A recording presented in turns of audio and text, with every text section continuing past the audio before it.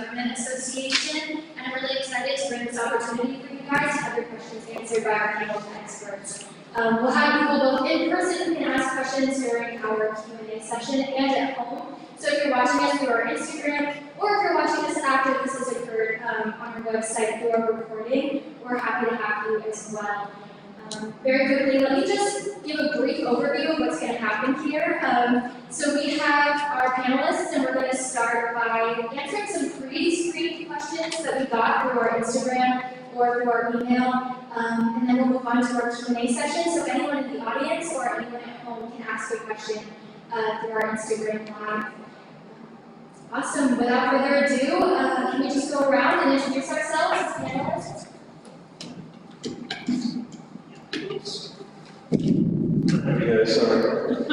My name is General Counsel. I'm the Chief of Staff. I work with President Ferguson, Chief of Staff and Vice President of Strategic Planning. So glad to be here.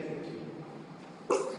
And I'm Chris Jennings. I'm the Vice President for University Integrity and General Counsel of APU. And I'm a proud alum, class of '96. So, yeah, thank you for having us.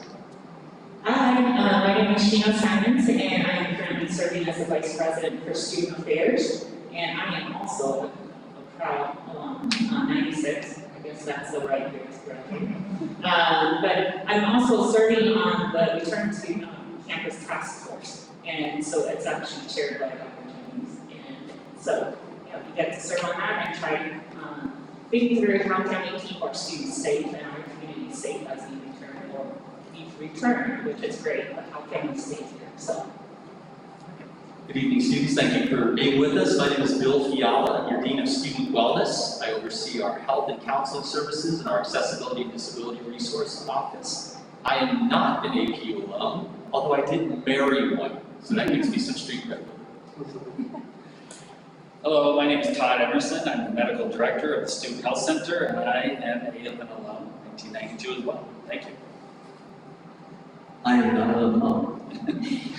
My name is Prashant Fernando. I'm the Provost here at Azusa Pacific University, and I am in charge of all the academic programs, so your classroom experiences, anything related to the academic environment here at APU is under my strategy. Glad to be with you this evening.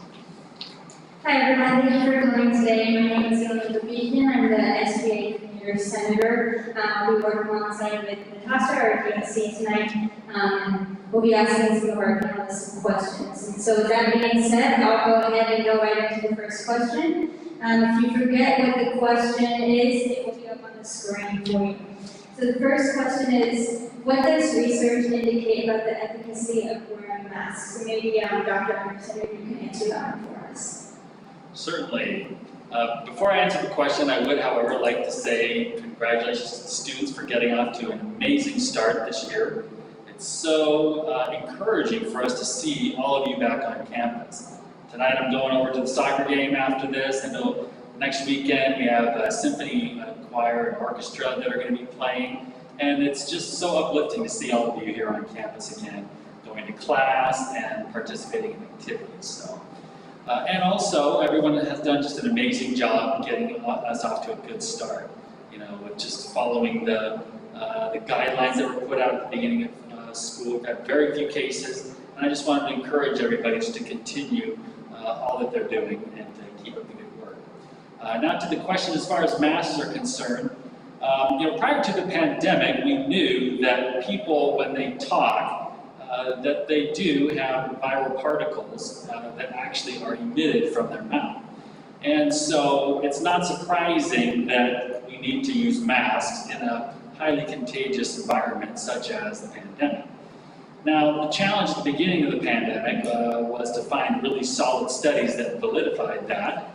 But as we've gone along, there are some studies that have done so. In particular, the largest study about a month ago in August came out. And the reason why the studies were so few is just because we don't have pandemics very often. And to get good scientific data, you really need to do the study during a pandemic.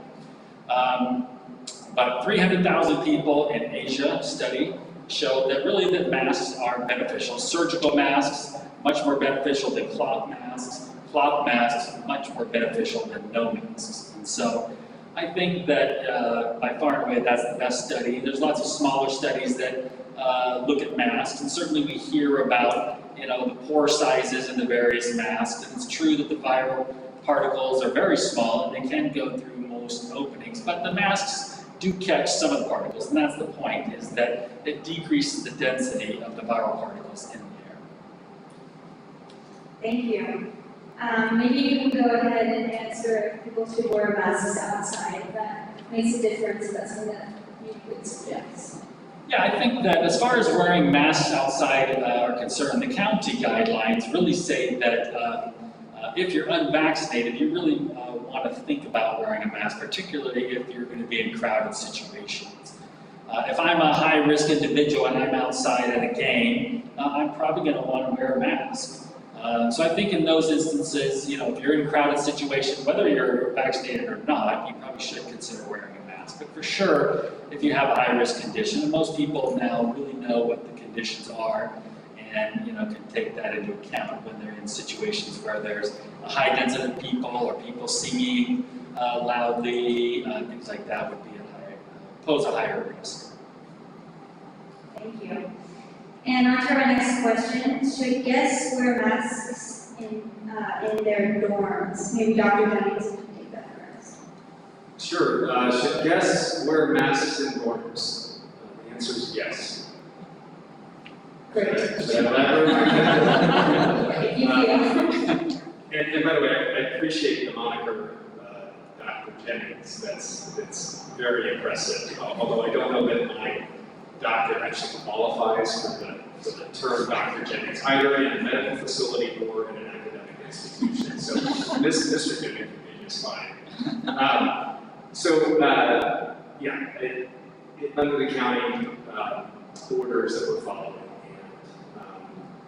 and certainly under the health and safety protocols that the institution feels is best at this time, for roommates that are in their residences, whether it's apartments or their dorm rooms, when it's just you and you're together, there are no masks in that situation, unless you're in a quarantine situation. Just for normal life in your apartments and dorms, there's no masks. But at any point, there's a guest that comes in, even family, somebody from a visitor from the outside, even others at APU who are residences, but not in your apartment or dorm. You don't need to put a mask on in that situation. That brings you within the county requirement for masks on the doors right now. So that's the answer. And that's not just dorms, it goes for other inside locations, as we are all masked at in this room right now for the same reason.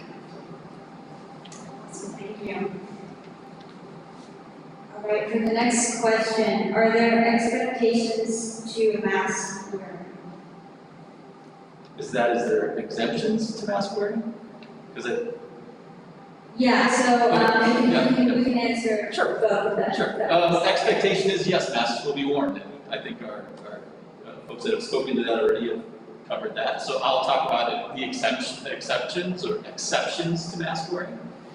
So I mentioned one of the areas I oversee is our Accessibility and Disability Resources Office. If there is a student who has a medical or mental health condition that's been diagnosed, and they have documentation that supports that diagnosis, they can apply for an exemption through our Accessibility and Disability Resources Office. The process for that is online. Again, those are very rare, and oftentimes not entirely exempting from a mask. Some students will wear shields with the drape along the chin, and that can sometimes satisfy the need for an exception. But again, that's going to be an individualized assessment based on diagnosis, documentation, and a thorough assessment by the ADR staff. So those are very rare. If you think that does apply to you, then you can make that application through the ADR website. And just to go a little further from some questions that we've received from students, is it legal to require all students to wear masks? How does that work? So the question is it legal to require all students to wear masks? So I'd say, I want to clarify the question first to say, the requirement at APU and within the county generally is that masks are, in general, masks are to be worn when you are indoors. There's a few exceptions to that.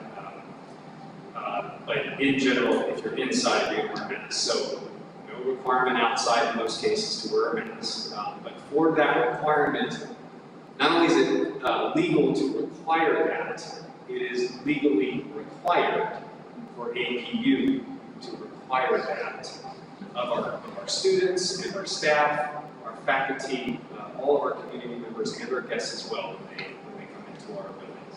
So, thank you. Awesome. I'd like to pivot just a little bit, if we could, to the university's policies regarding COVID and the pandemic. Really quickly for Dr. Emerson and Dr. Simons, if we could just get a little bit of context about what happens when a student catches COVID, how does quarantine work, and how does that look?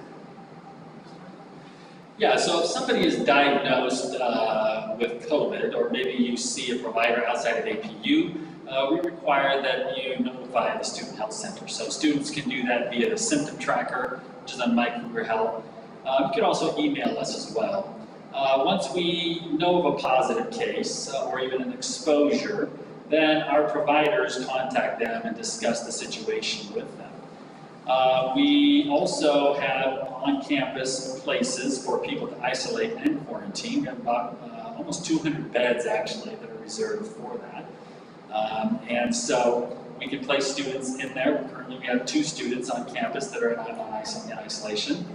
So our providers do all the contact tracing and talk to the students. We have staff that help arrange food for them and care. We monitor them on a daily basis. Electronically, we call them. If there's any concerns about their health, we go and visit them in person. We have oxygen saturation devices and other ways to monitor them. And fortunately, we haven't had anybody that's gotten very sick, but that's how we would handle the isolation as well. We have quarantine spaces as well that we utilize, and we have different staff that will come in and look in on them to make sure that they're doing well and check on them daily. So, Sheena, would like to add? So as far as the quarantine space or isolation space on our campus, it's for our residential students. So our health center staff will continue to support our students who are living off campus and commuting, but those spaces that are on campus is reserved for our residential students. So I wanted to make sure that was known as well. And as far as from a policy perspective, we do expect and require all students to follow any directions that are given by the health center staff. So if they say you can't come out till such and such date, we expect that you stay put. Because if you don't follow the directives of our health center staff, then that's where the spread starts to happen. And even if you feel better, if it's, they're required to stay indoors, so 14 days or whatever, maybe 10 or 14, we are expecting all of you to follow specific guidelines. And also, you are not to come back into your classrooms until you are actually cleared by our health center staff as well. So if you have any specific questions about that, continue to dialogue with our health center staff. Dr. Simons, if I'm sick and I am told I need to quarantine or isolate, and I'm a residential student, do I have to stay on campus or could I go home? That's a great question. If you would like to go home because you would rather be with your parents or your families who could cook a better meal than you could get from Grubhub, then we would say yes, go home and quarantine or isolate at home. So if that's an option for you and you would prefer to do that, I would say do that.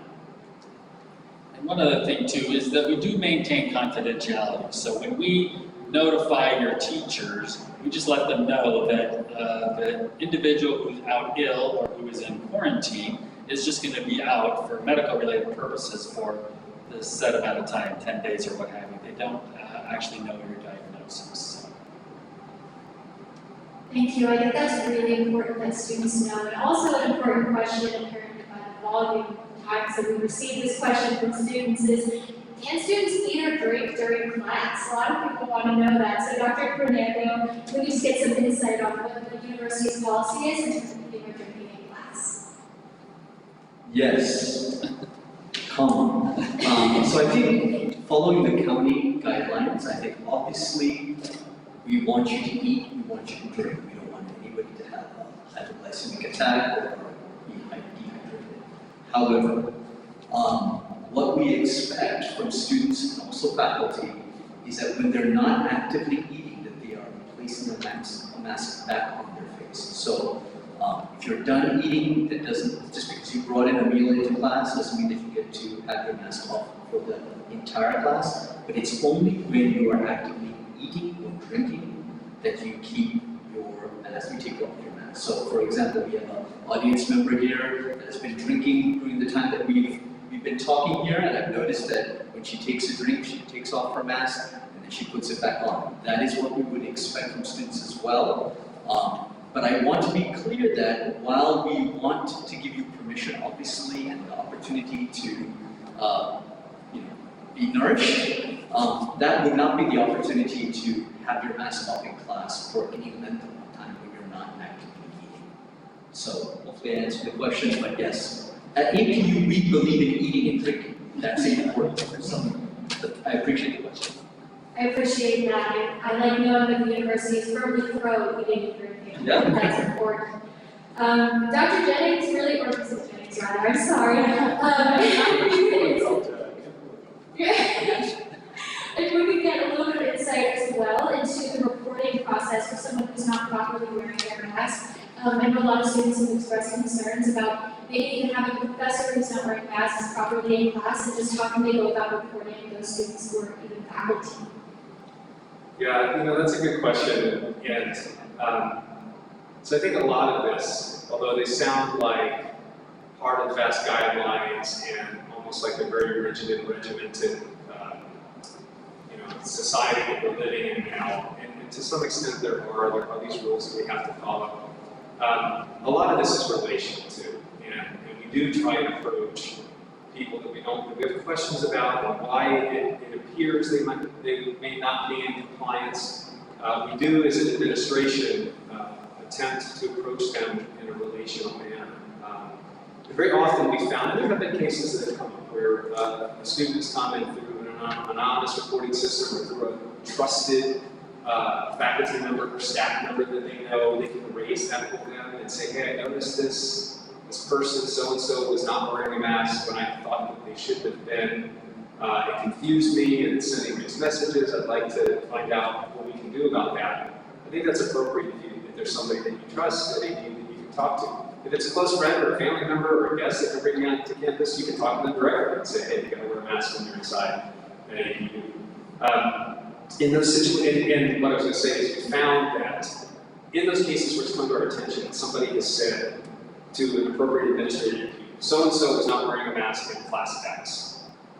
We've gone through the appropriate reporting channels, talked to that person, staff member, faculty member, and in every case that I'm aware of so far, the person has said, that's right, I overstepped, I didn't realize, or I wasn't intending to do that.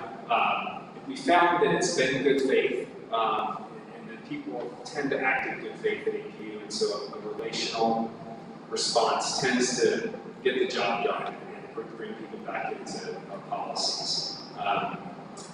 If there's a situation where students you're not comfortable, you don't know who to talk to, we do have the anonymous reporting system, APU Safe Reporting, and it's on the APU website, and you can access that. And I have received complaints in that regard on this very topic. And as I said, I've gone through the appropriate channels with the appropriate supervisor, and it's all worked out, and we have not had repeat complaints through that process. So I think that would be a pretty good answer. A lot of different options to bring this up, and we hope that you are comfortable in raising these concerns. And I guess the one thing I would say is just be careful in terms of approaching somebody directly. You just may not know the situation that they're in, and where you may have a feeling of belief that they're doing something wrong, or there's a righteousness to you're complying and they're not. Just be kind in how you respond and how you react. It's been one of the themes, Chino at the beginning mentioned our Return to Campus task force. One of the themes that we've tried to implement is we consider health and safety protocols and requirements, as mundane as they may be, as tiresome as they may be. We really considered, if we could, a biblical approach to this, and how can we approach one another, even around our Return to Campus table, and as we move out into the community with these how can we prefer one another? In the words of Romans 12 and Philippians 2. How can we humble ourselves before each other? How can we live in peace with others to the extent it is possible for us to do? These things apply. These passages apply even to these situations. So if you approach somebody, approach them in love, approach them with kindness, I think you'll find a good, I hope you'll find a good faith response. If I could just add to that, I just want to let the audience know that this reporting process is actually available for employees as well. So it's not a student-only process. The other thing we want to be clear, and I think Chris kind of emphasized this, we understand that there's a power differential between faculty and students, right? And so you need to understand as students, we want to make it clear that it's an anonymous process, that you are not going to be asked your name in that process, but it's very important that you feel safe to use that process because I understand as a provost that there's a power difference between you and a faculty member. And that as a provost and as our deans, we take these complaints very seriously.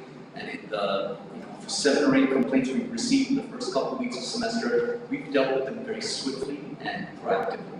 So just know that we take these very seriously and that it's not a problem at all to submit that concern through the safe reporting process. So just wanted to add that. Yeah, I'm glad you did. Thank you so much for that, Dr. Fernando. And another question for you also from students was, and Dr. Martin, I think you might be able to speak to this a little bit too, is if students don't feel comfortable, coming to a certain class, is there a petition process to take a class online?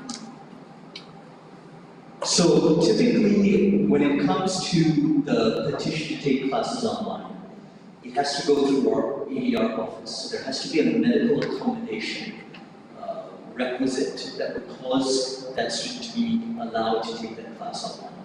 However, I have heard that departments are, as much as they can, when practical, trying to accommodate the needs of students. And so, not so much of the traditional undergrad side, but I would say the adult learners and our graduates programs, we've pushed more classes online due to the nature of their schedules and life. But I would say the traditional undergrad level, it would go through an ADR process.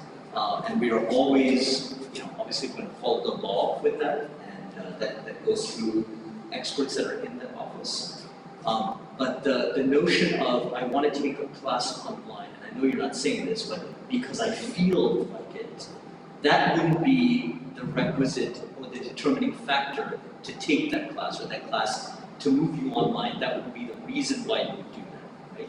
So I want to be I want students to be aware of the fact that we try to be flexible, but the determining factor of moving somebody to an online class is due to an ADR accommodation. So, Bill, I don't know if you have anything else to add. All right, I appreciate that. And we did talk a little bit, Dr. Emerson, you spoke a little bit into this about how AP does have a process for tracking COVID cases on campus. Thank you so much. Do you have any, are there any resources for students to just sort of learn more about this process? Well, the dashboard is on the COVID-19 website, and we do update it every Wednesday, approximately. And so, anybody can see that. If there's any specific questions about it, anybody's welcome to email me or the health center. It's health.cmtr@apu.edu. We're happy to answer questions as we can about the status of cases or your concern that maybe people are not testing or that there's an outbreak or whatever. We're happy to try and address that. But right now, we have 2 cases on campus, 4 cases in Azusa, 2 in San Diego, and that's pretty much it. I think 2 employees. So it's pretty low right now, and hopefully it'll continue. Awesome, I appreciate that. And then, has there been talk around campus about potentially fining people for not following mask policies? A lot of students have expressed concerns that there might be a fining process, and they just want to know, will it become a policy? What does that policy look like? Mr. Jennings, could you take the lead on that one? Yeah, so this is another good question. Admittedly, my office is not on campus, I'm just off of campus, and so I don't get to walk around as much. I do whenever I can. I have not heard this talk around campus, that there's the potential of finding people who don't wear masks. I would say that as a general matter for all populations of our community, there's an accountability process when our health and safety protocols are not followed. And that accountability process begins with kind of the conversation that I talked about earlier. And that's really where we begin, and most often we find that that's also where it ends. And because we have a community that I believe is acting in good faith, and I think the numbers that Todd has shared, that Dr. Emerson has shared here today indicate that we have a community that does take this seriously. And I can tell you as an administration, we're very grateful for everything that everyone has done as we return to campus and all of the uncertainty and the efforts that we're doing. We see that we are doing this together, right? And that's going to be that work together is going to be really as we return to campus. So I think that if there are situations where there are members of our community who simply, for whatever reason, are unwilling to abide by the health and safety protocols, and let's focus on masks, because that's the nature of the question. I think that there are, if they're unwilling, then ultimately they would be excluded from the buildings, that they would be required to wear a mask even if they don't have an appropriate exemption. And that has some natural consequences to it, doesn't it? If you're not able to enter a building where you need to perform a job, where you need to take a class, where you need to engage in some extracurricular activity, you can't go in because you've been barred for that because of repeated willful violation of the policy. I think that brings its natural consequence. We have not talked about any fines for masks or failures to follow masks. Not to say that we wouldn't, but I'm not sure where that number's coming from. Great, that's a really important clarification. Yeah, then the last question we have on this topic will go to Dr. Simon. So we just want to ask, will people be fined if they don't fill out daily symptom tracking, or what is that accountability process? So one, students who are vaccinated or who could show that they had COVID before, they are exempt from it, right? So those students who are not part of the exempt population are the ones that are required to do daily symptom tracking. And so there is a possible fine, but our hope again is for our students to comply and complete their daily symptom tracking. And that allows us to catch anyone who may be feeling sick, because that will flag our student health center to reach out to these students and for them to get the proper support they need, or for them to know, okay, I just have an allergy reaction or whatever it may be, right? So that, the surveillance testing, weekly surveillance testing that is required. If you are not complying, we have communicated to some of our students who have failed to comply that they are going to be fined. So that is actually a practice that is starting. At this point, we have not put any actual fines on people's account yet, but we are in the process of trying to figure out how can we do this so that our students understand the importance of this practice. By doing this, it will save our campus from having outbreaks. I'm not saying that by doing it, we will not have outbreaks, but it will limit the possibilities, right? So it reduces the risk on our campus. And so if you are a part of the population that needs to do the surveillance testing, more so than even symptom tracking, I think the surveillance testing is so critical. It's once a week that you are required to upload your actual result. Not to do the test on Thursday, but the result needs to be uploaded at 5 p.m. on Thursdays. So if you could do that, that would be great. If there are miscommunication between our area and what students have done, so some students are saying they have uploaded their information that they thought they knew. We are working through all the kinks so that we could address and get the right information before we put the fine on it. If we are wrong all across the board and everyone did it, great, we will not put fines on people's accounts. But again, our hope is that it will just catch our students' attention. That's what we're trying to do. And for our students to comply so that we can remain safe. So fine is part of the discussion, for sure. Great, I appreciate that clarity. Sorry, my bad, one last question on this topic. I want to ask Dr. Fernando, Mr. Jennings, Dr. Mark, what would constitute a school-wide movement to online classes? What would that look like? So I'm not a medical doctor, but I do know that some of the movement to moving back online is is because of what the vaccination rate is in the local community. So that is a huge factor in whether one decides to move back online. So in LA County, for ages 12 and up, I think it's at 76% of all people ages 12 and up have received one dose of the vaccine. That's very, very high compared to other parts of the country. I think also one of the other things that is more internal is our own behavior. And I think the great thing about the APU community that we have seen that has been mentioned over and over again during this time with you at our panel is that folks are complying with the local and county guidelines. That you all as students are engaged in keeping yourself safe and your peers safe. You are actually loving another, right? You're engaged in that biblical concept of the beloved community by being careful, right? Being careful with yourself, but also being careful with others. And so, at this point in time, we have no decisions, there's no direction to movement online, there's been no conversations around that, but that is because of the responsibility and engagement that you have shown as students, that our faculty and staff has shown, and the ways that we've also been very sensitive to our local community. So I think the reason why I can be confident at this point in time that we're not going to move back online is because of the ways that we've engaged as a community. So I don't know if Dr. Barton or I'm so used to calling him Chris. I don't know if I like to call him Mr. Jennings, but anyway, I don't know if they have any other thoughts, but that's just what I would say in terms of that kind of decision-making process.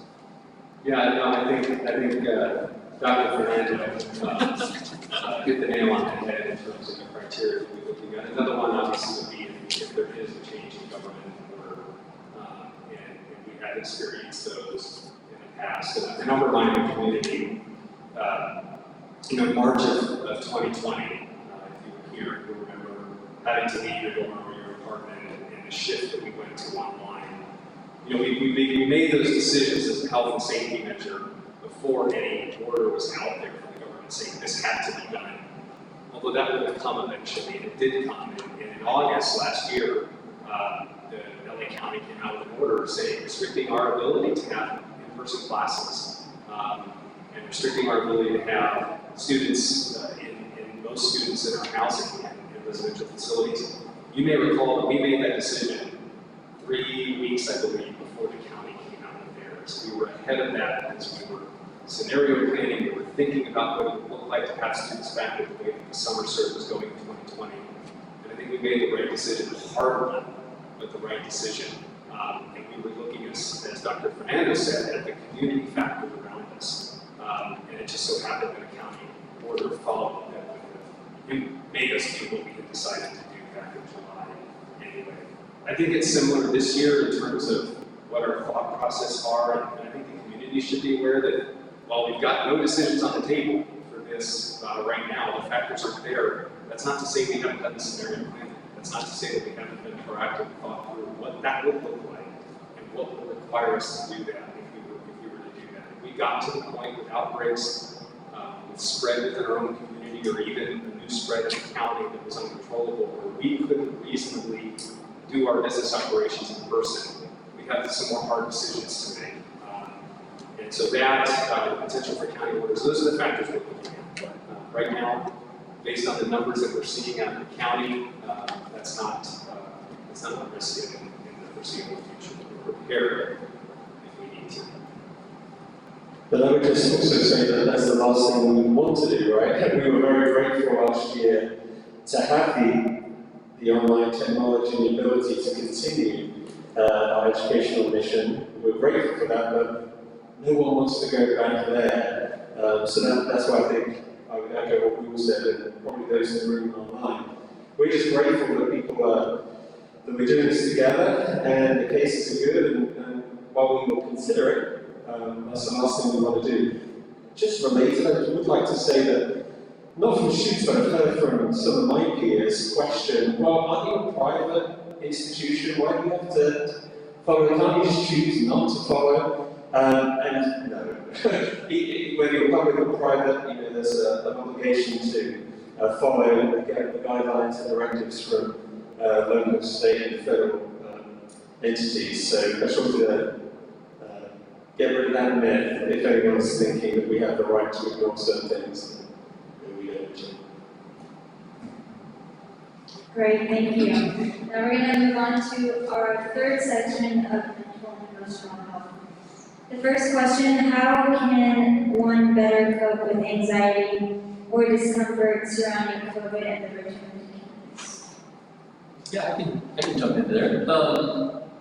Elaine, I don't know about you, but I had a mixed feeling about coming back to campus after 18 months not being here, right? So on the one hand, I was super excited. I love being around students, I love my colleagues, and I was really looking forward to seeing everybody again. And then there was a little piece of me that was a little bit nervous. So I'm not sure what to expect. I'm not sure how compliant people are going to be around me. I'm not sure if they're going to judge me for wearing a mask when they're not wearing one. There's all this sort of mix of feelings, and I think a lot of people felt that way coming back. And so the first thing I want to say is, that's pretty normal, all right? To feel this sort of mix of excitement and anxiety over what's going on with COVID in our society and coming back to campus, that's all pretty normal stuff. So I love what Mr. Jennings said about kindness. And I think this is an opportunity to practice kindness, not just with each other, but with ourselves, right? And so if you're feeling anxiety, if you're feeling discomfort, the first thing is just acknowledging that that's where you're at. That's okay. And to give yourself some compassion, right? Some self-compassion. What can I do to take care of myself? What do I know works for me? Do I need to make sure I'm eating right? Do I need to make sure I'm getting movement in my life, exercising? Am I sleeping properly? Right? Am I praying? Those things that I know take care of me, right? I would also say that because we are on campus, we have lots of great resources that are available to students. And so seek support. Seek support from one another. You're in community together. It's important that you can lean on each other and say, hey, this is how I'm feeling right now. And be understanding with one another where you're at. And then tap into those resources that we have for you on campus. Our health center, our counseling center, our campus ministry office with our pastors, your professors, some of the people on this panel, who it is that you have connections with on campus. And let them know that you need extra support. We'll get you plugged in where you need to be. So I would say self-compassion and take care of yourself in this process of readjusting. We know it's anxious, we know it's unexpected, and we know it's unfamiliar. But giving yourself the opportunity to reacclimate to being around so many people and doing this together, and then seeking the support when you need it. And I would also add that physically, you might be tired as well, meaning zooming from class to class, you were able to click and click, right? Now you actually have to walk. And that adds time, or you have to choose the right shoes or whatever it may be. And so physically, you're also learning that you're transitioning into different format of engaging with people. So learn how to say no to things. I think that's important, because by saying no to something, you're actually saying yes to something else. So again, like what Dr. Fiala said, take care of yourself. Learn how to say no. Use the resources you have. I was super surprised that in between the time that we left campus and we came back to campus, the first time I walked over to Dr. Emerson's office, they had installed a hill. I went in the back of the lake. When did that hill get there? I wasn't used to walking. I wasn't used to going since I was winded when I got to Dr. Emerson's office. Yeah, the stairs are at the end of some of Right, this. right. Thank you both for that. And will the UCC offer in-person counseling? Can you tell us a little bit about virtual counseling? Sure, yeah, we have an amazing set of counseling staff that made a quick pivot when we had to go virtual and made all of our services available online. They have now gotten that down pretty good. And students still prefer, many students, to do services virtually, counseling services. So we are still offering services virtually. We do know there are some students who would prefer to be seen in person. And although our preferred method right now would be to do virtually, because we're in a small space in the University Counseling Center, we have accommodated students who would like to be seen in person. Since we're on the counseling center, if I could do a plug, that would be great. And it goes along the lines of that last question. We have some workshops that our counseling center staff is putting on, our anxiety toolbox, our thriving workshop, that students can attend either virtually or in person. And we're going to be able to offer those workshops throughout the semester. So if that's you and you're wanting some extra tools for self-care, please sign up for one of those. We'd love to have you and take advantage of, again, the great resources that you have. Absolutely, thank you. And we have about 2 more questions. Stay put, because we have popsicles for you guys after outside, okay, so we're almost there. We'll go through the Q&A questions that I'm receiving from the back, so we will go through those after these last 2 questions. So we do have popsicles, okay? We do have popsicles, I promise. So the last 2, first, how can we respectfully discuss topics like masking and vaccination with people who hold differing opinions?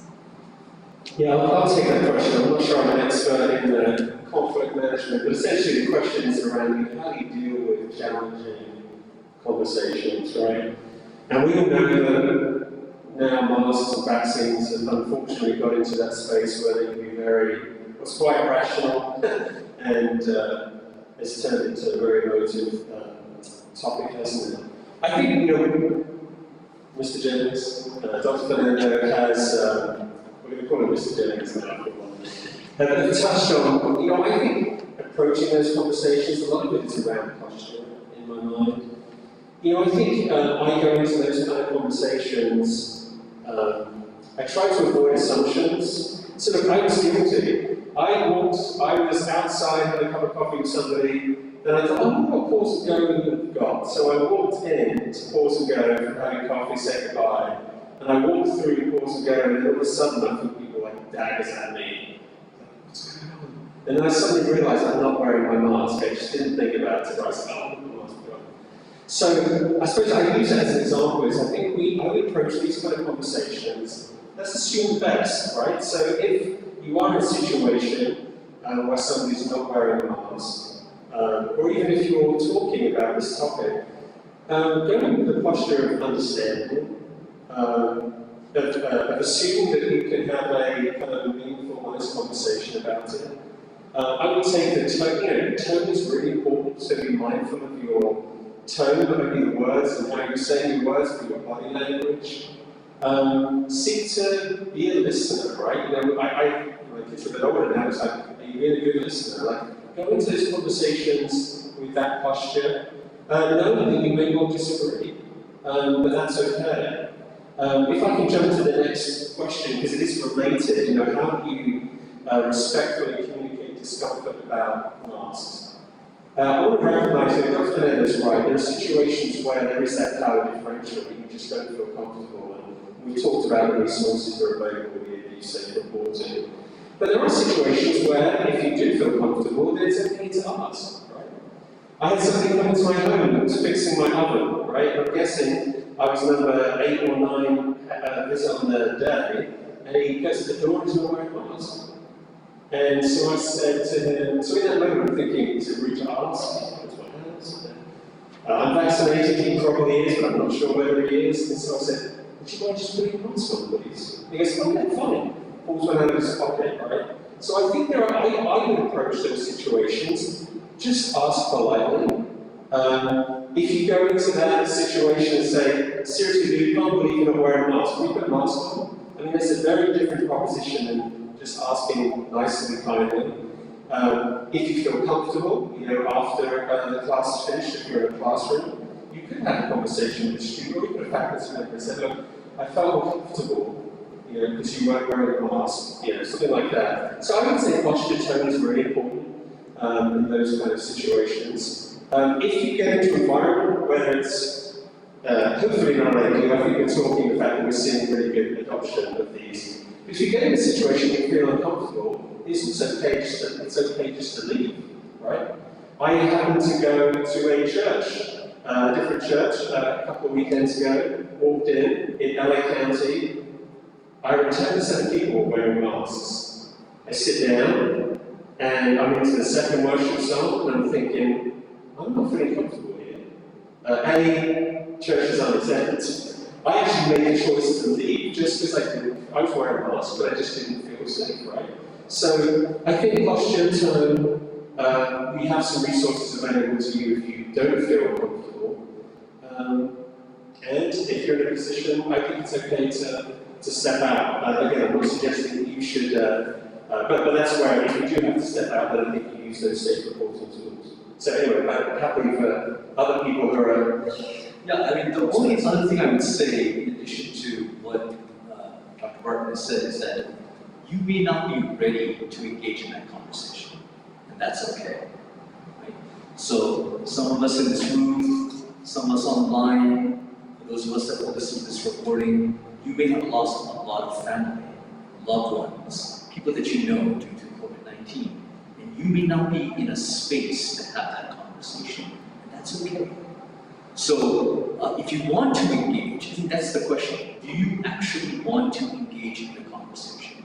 There are conversations that I am not ready to engage in because mentally, spiritually, personally, I'm not ready to engage in those conversations.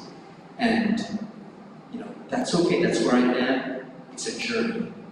So there's not this end point where, you can check all the boxes off and say, I'm ready to engage, right?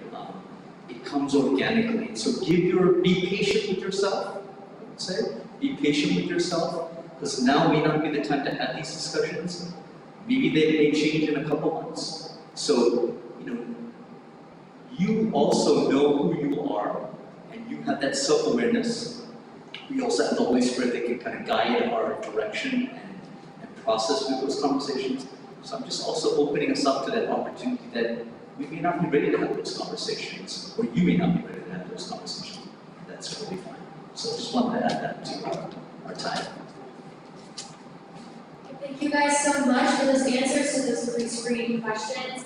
Thank you guys for sticking with it. We promise Otterbox are at the end. But we just wanted to open up at this time to some impromptu Q&A questions from our audience. We'll be checking in with people who might have some questions online. So is there anybody who has any questions from the audience? Does anybody have any inquiries for our panel? Yes, in the back. Hi, so my friend and I were talking about this earlier. I was just curious what the regulations are with the trolley system. Just because there's a lot of different regulations everywhere else on campus, but then on the trolley, we're very packed in there, and then in very close quarters. So I'm just curious if you have any ideas, or it's just going to continue as it is, or. So the question was, what are the regulations as far as the trolley is concerned? So when you are taking public transportation, or on our campus it would be trolleys, you are required to have your masks on. And so I would say if you are using it, if you could keep your masks on, even though it's somewhat outside, but you're kind of inside, right? So if you could do that, that would be great. And if you don't feel comfortable being in the trolley because it is packed, then I would recommend for you to walk. Today was a hot day, so I have to say it might be worth waiting until the trolley was a little more empty. But I would say if you don't feel comfortable, then walk to West Campus or East Campus, depending on which side you're going to. And I know some of you may not have the ability to walk and use that as an option either. So at this point, we're not restricting the number of people who can be in the trolley. I don't believe there's a specific number. I'm looking at the search I don't think there is any. But so I would say again, if you could keep your masks on as you go onto trolley, and if there are folks who are not wearing it, and if you feel like you can address it, I would say do that. Does that answer your question? Anyone else in our audience? Any Q&A questions for our panel? Going once. Going twice. Yes, in front. Will booster vaccines be given on campus if they're allowed? Yes, the health center carries the Moderna vaccine right now, and you can sign up through My Turn. There's a code that will direct you to the student health center. It's posted on our website. It's a 10-digit code. And so, yeah, anybody that qualifies as one of the high-risk groups can make an appointment and come to the booster shot. Follow up on that, let's say someone had the J&J vaccine, would they be able to take the Moderna booster? If the CDC says that's okay, so currently, you know, I assume that they're going to, but I don't know for sure. They haven't come out with their guidelines. The county, I think, has said in a couple of weeks they will make a statement on that, but it hasn't been put forth yet. All right, should we check in with our online questions? Do we see? Yeah, we do have a few. If the school were to go all virtual, will the people living on campus be allowed to stay? It depends. Yeah, I mean, that's a great question. It's very challenging to answer unless we are closer to whatever that situation might be that we want. And we would make every effort. In the default, I think, presumption, if you will, that Dr. Barton talked about was we want to avoid that. And that's a last measure, a last resort, as it was in March of 2020. If we were put into that situation, we would make every effort that we could to house as many students as we could safely and in compliance with our own standards for health and safety and with respect to any outside compliance measures that we might have to comply with. And that's what we did throughout the last year and a half as well, where I think at all times we did have students on campus somewhere that we were allowed to have on campus whenever we could to support them in a health and safety manner. Thank you. And I know we talked about this a little bit with our university policies, but just want to make sure I'm answering the student's question properly. What number of cases would constitute AP returning online? If there's even a specific. So we can't put a number on it. I think the situation is just too fluid to do that. So there are standards and rules for what constitutes an outbreak. And we have an outbreak plan and steps that we can take to prepare for when there are outbreaks on campus, if there are. But there's no certain set number that would trigger a move online option. How will a class proceed when a professor is quarantined? Sorry. How will a class proceed if a professor is quarantined? So potentially so there's a couple of options there. One is that there will be an adjunct professor, so in public school terminology, there will be a substitute teacher that comes in and teaches those classes while the professor is quarantined. There could be an option that the professor moves the class online temporarily. So those are some of the things that have been done in those kind of situations. We're not seeing sort of a broad issue of that across the institution, but when we have had those situations, those are the things that Can I still get tested on campus if I don't have symptoms?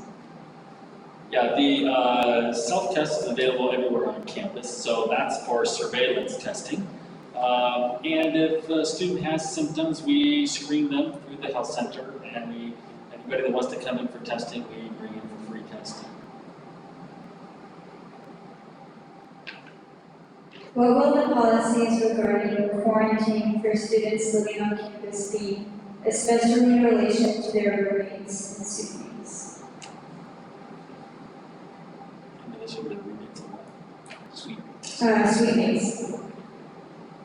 Well, usually, if somebody is diagnosed and they have roommates and they're diagnosed with COVID, they live on campus, that individual will be placed in one of our isolation rooms here on campus. And then the contact tracer is going to determine, who the close contacts are. In general, a roommate, for the most part, will be considered a close contact, and then they determine whether they're vaccinated or not. whether they're going to use a modified quarantine. With a modified quarantine, somebody who is a close contact that does not have symptoms and has been fully vaccinated. Those individuals can continue to go to academic activities. They're not to go to social activities, restaurants, things like that. And then they're going to test usually about 3 to 5 days after the exposure. Somebody, if a roommate is not vaccinated, then they will go into full quarantine of approximately 10 days. How often should vaccinated people get tested? For example, just when they're exposed, if they have a cold, or to what degree? Well, vaccinated individuals can still shed the virus, although it's less common than unvaccinated. So they're welcome to get tested once a week if they would like to. I think that's certainly fine to do that once a week, no problem. Our current guidelines do not mandate that, however. And so if they have symptoms, then we do ask that they notify the health center and then we'll bring them in for testing. And just if you are here, what kinds of restrictions will an on-campus living student face? Is there a difference between when you have COVID versus just exposed, or you're not allowed to leave your dorm room or go to clubs or class, leaving campus, etc.? So if somebody is in quarantine, then yes, if they're not vaccinated, they will need to remain in their unit. The health center sends them directions, essentially what LA County posts on their website. That's what we send to them and discuss with them. We make sure that they have food, they have access to Wi-Fi to study and things like that. And in general, if they're in a true quarantine and not vaccinated, they should remain in the unit for the length of time of the quarantine. If they're under a modified quarantine, then they can leave for academic activities only until they have a negative test on day 3 to 5. I would also add that even if you are free, if you've been given a directive to quarantine or isolate, we do expect our students to follow that as well. Just a few last ones that we have coming in. How are students supported in quarantine?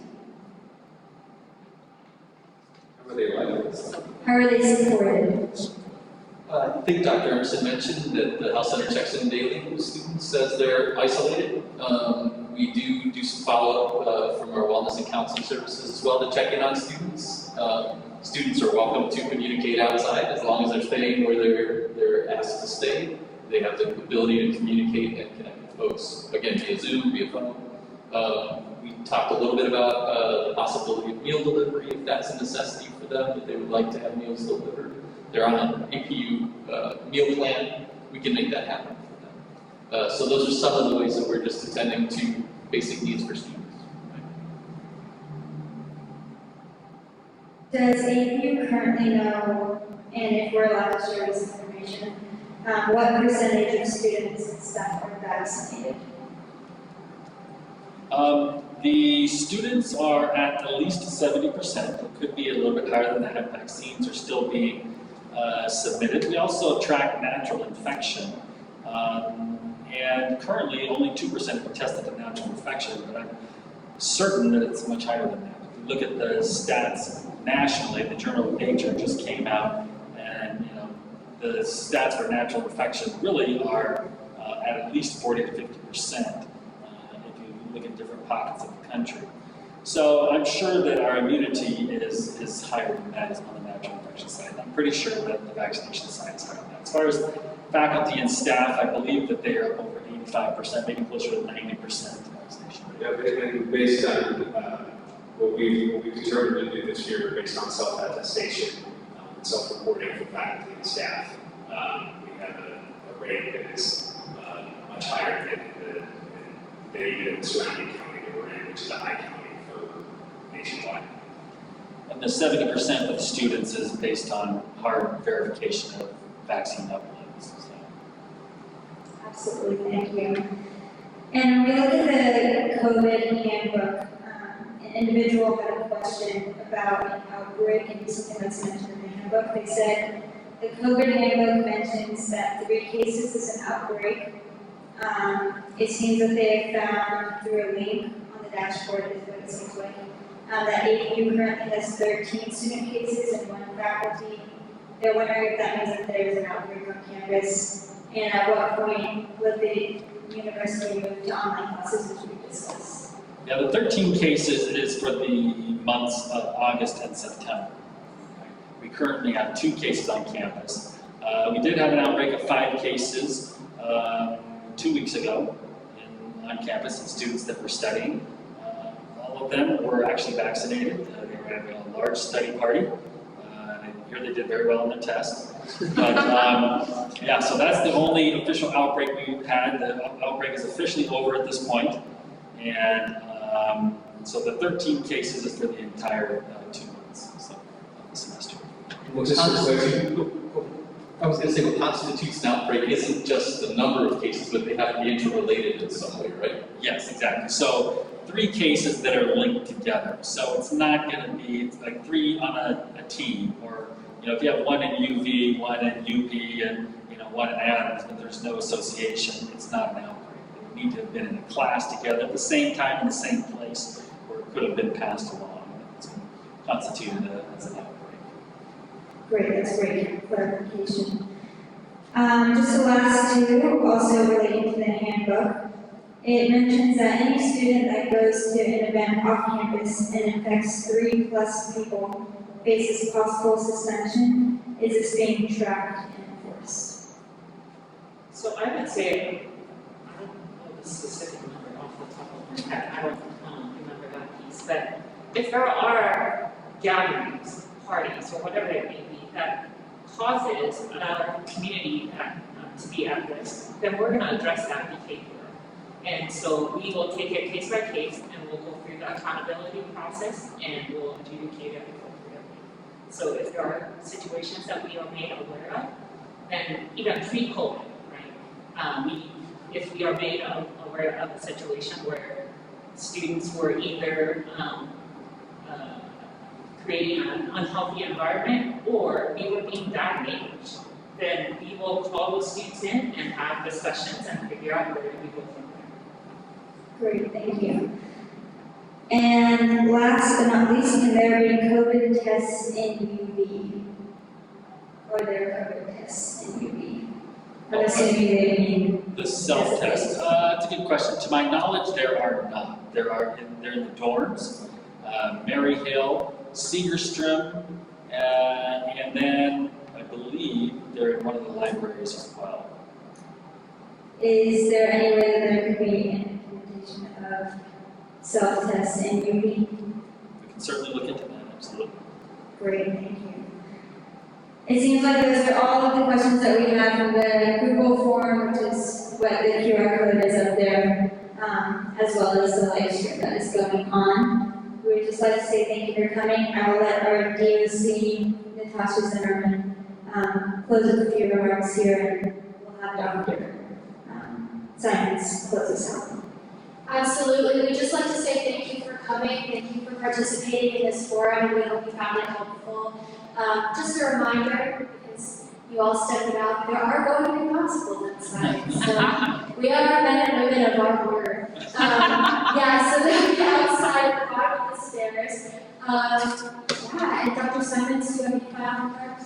So we made it this far, right? 1 month in, and it's great to be on campus. And like what Dr. Emerson said in the beginning, we're doing a great job. And so I am grateful, and the goal is for us to be healthy, and for us to not even have to wrestle through, do we need to go online, do we, those questions we don't want to truly have to implement, because that, as much as you all did not want to be at home, we wanted to be on campus with all of you as well the last 18 months. And so we are back, and our goal is to stay this way. And so if you could continue to be a part of the process of keeping all of us safe, I would really appreciate that. And I would encourage us to figure out how do we continue to not slack off with the masking or even the surveillance testing. We really need to stay on top of it so that we can continue to be on campus. So thank you for all the work you are doing to keeping our campus healthy and safe for all of us. And I am just grateful to be back. Yes, I am exhausted, and I am trying to figure out how to go from one meeting to another without being late as well. But I am just simply grateful that we are back. And it is so good to see our Uber walk filled with people, and to hear the laughter of our students. And yeah, so I am grateful, and we'll see how that goes, right? So if you have any other questions or concerns, whether it's getting a self-testing box at UV or whatever it may be, please communicate that to SGA, and they could bring it to us, and we could assess how can we move this forward so that we can serve you well. So with that, I will pray us up. Let's pray. Oh God, thanks for being in the midst of everything we have gone through, and we are hopeful because of you. And I pray that you would keep our campus safe, and that you would give us your wisdom and discernment as we continue to navigate this season. And I pray, Father, that you would keep our students safe and healthy. And I am grateful for the fact that they are healthy and they are being cared for during this season. And so that I do give all the praise and glory to you for the work you are doing. And I'm excited to see how this semester will go and how you will continue to move in and through us. And so, do your work, Lord, in and through us. So thanks for all that you do. Thanks for allowing us to be here. And I pray that we wouldn't take it for granted, but that we would be grateful for every day that we get to have on our campus. So go before us tonight, and thanks for blessing our time. It's in your name. Amen. Amen. Can we give them one last